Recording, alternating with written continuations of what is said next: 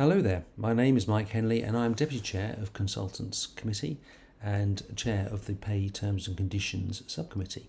And I'm going to talk to you today, a very short talk about the BMA Consultants Consultative ballot, which we're taking over fixing pay, fixing pensions and fixing the pay review body. If you want to find out more, just type in pay, pensions, DDIB reform onto Google and the top link will be the BMA website on this. And the other tagline of this is Turnout matters for this ballot. I can't tell you this enough. It's not just people voting yes, it's how many people vote yes. It is really important that we convince all of our colleagues to participate in this. So the things we need to achieve are we need to sort out what's happened to our pay. We need to find some sort of path through the pension tax disaster. And we need to reset, so this stuff doesn't happen again, the Doctors and Dentists Review Body to its founding principles so that we can have fair pay.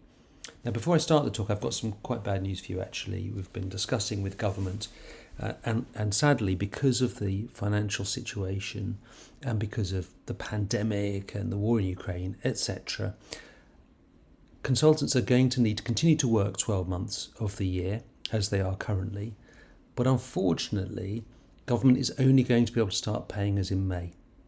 So January, February, March and April, we're going to need to work for free. You don't mind, do you? Because obviously it's for the good of the nation and we can all do our bit and it's a lovely thing to do and we'll be totally respected in perpetuity. So hopefully you're all happy to sign up to that. Well, I am of course joking, but I'm only partly joking. Because here is what has happened to consultant pay since 2008.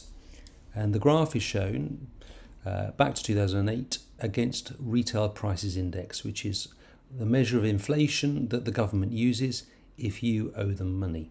They use Retail Prices Index. You can argue about which one to use, but that's the one they'll use if you owe the taxman money, if you owe them a student loan.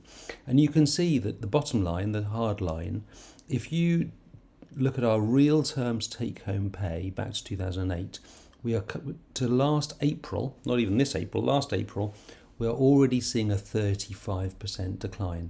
So we are already working all the way through to May without pay. You're already doing that. That's what's happening to you. So there is a joke, and the joke is unfortunately on us. The other thing I'd say is that the top line is the gross pay in cash terms. Remember that, 15%, that's what our pay's gone up in gross pay in cash terms. So let's look at the economy in general. These figures are from the Office of National Statistics, and you can see that during the same period that our pay went up by 15%, general pay across the economy has gone up by 40%. I think all of us can work out that is a big difference between the two. On top of that, we have increased pension contributions for what is in effect a not as good pension. What does that really mean, however, to an individual consultant? All of those things look a bit theoretical, don't they? Well, look, here is a table for you. Your pay point is down the left-hand side. The next column is where pay was in 2008-9. The next column are the pay points now, or 2021-22, which is where we based all these figures on because we have the data for that. If pay had kept pace with inflation is the next column, and you can see the difference in take-home pay if our pay had just kept up with inflation in the red column. So everybody is being underpaid to the tune of £31,000 to £42,000 per year. That's just your pay keeping up with the cost of living.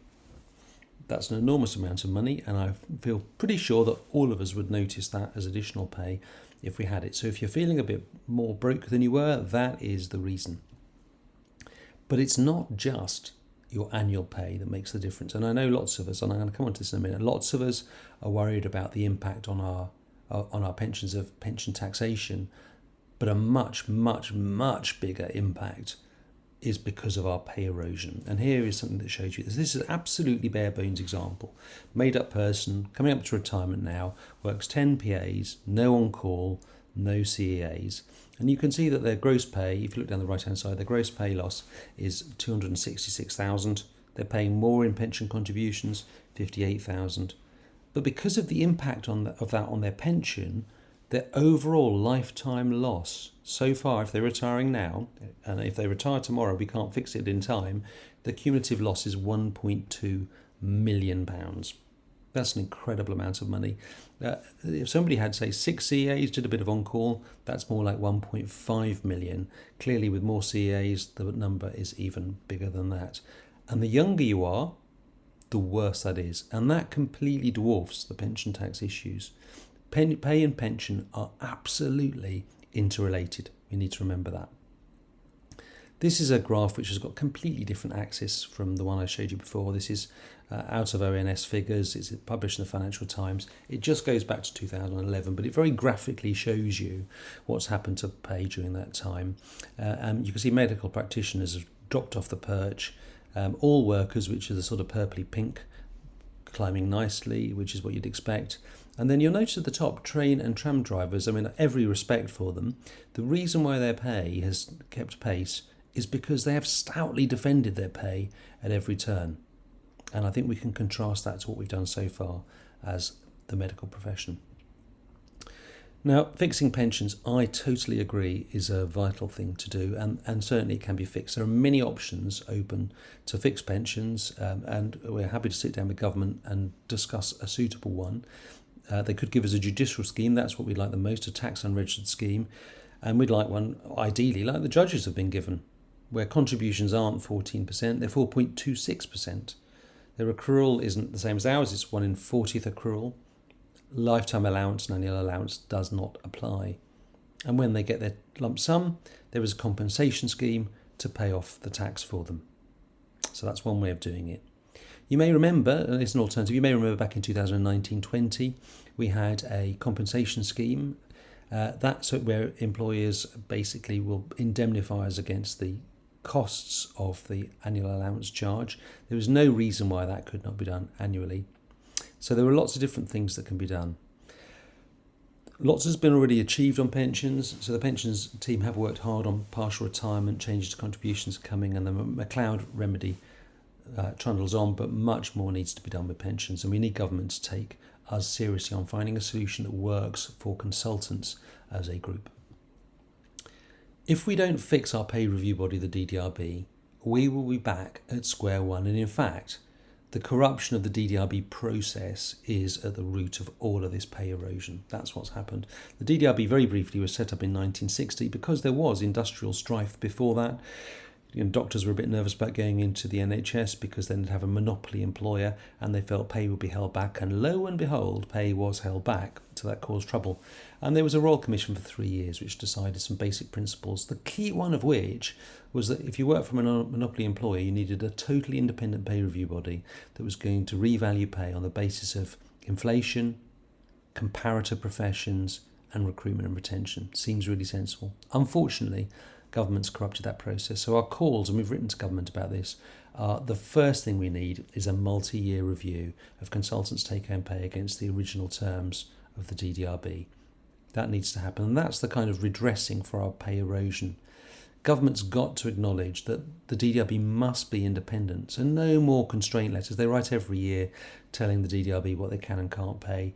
On the front page of the DDRB report, it's got limits as to what they can pay.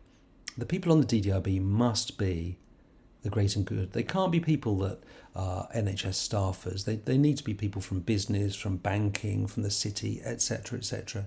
They need to have that kind of helicopter view rather than what's going to work within the surface. And when the DDRB was set up, all of these people were supposed to be confirmed with the BMA and the British Dental Association before being put on the committee, and that needs to happen again. We all need to submit our data in time, and government need to respond on time as well, and need to get on with it. And they need to stop using doctors and the rest of the NHS and the people in the public sector as some sort of piggy bank that when times get hard, they can keep our pay back, and then when times get better, our pay doesn't catch up. It's just not fair. So what are we doing? As you'll know, if you check your emails, you'll have a consultative ballot will have arrived. It's not a strike ballot directly, but we need to understand exactly what your feeling is. Regard it as a strike ballot. Vote yes if you would take action. Vote yes if you think we should take action. I appreciate some of you might feel you can't take action because of your specialty. If you feel we should be taking action as a profession, still vote yes. But if you're in a position where you can take action, you vote yes. Make sure that you do want to take action. The next thing is, we need a 50% turnout in any real ballot. So turnout for this is really, really important. We do want everybody to vote, and a vital bit of that is talking to colleagues, including the ones that you don't think are on your team, and convincing them to vote and vote yes. And then we're going to use that to put pressure on government, because we don't really want to take strike action. We would like to agree this, that remains. But if we do need to have industrial action, we would be using Christmas Day service type strike action, and it may be all consultants at once, or we may be doing it by specialty to mix things up and make things just a bit trickier.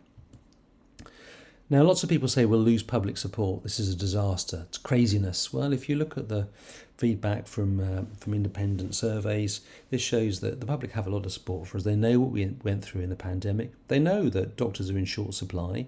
They know that there are other bits of the world which pay doctors considerably better. So we are second only to the nurses in terms of public support. The other thing I would point out to you is that right at the bottom of the list are barristers who have the worst public support when asked.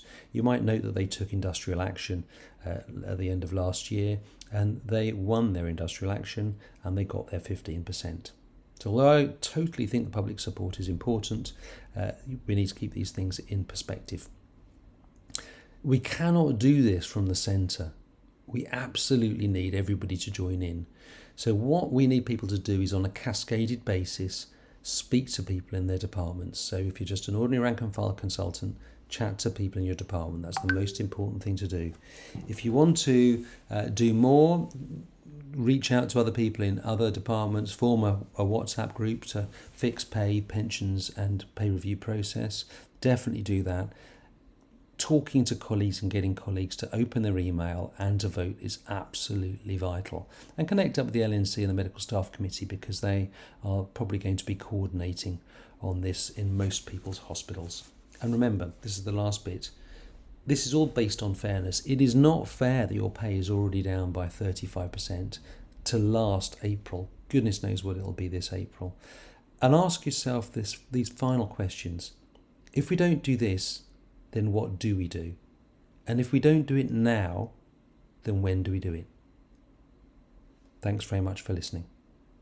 Take care, and definitely vote.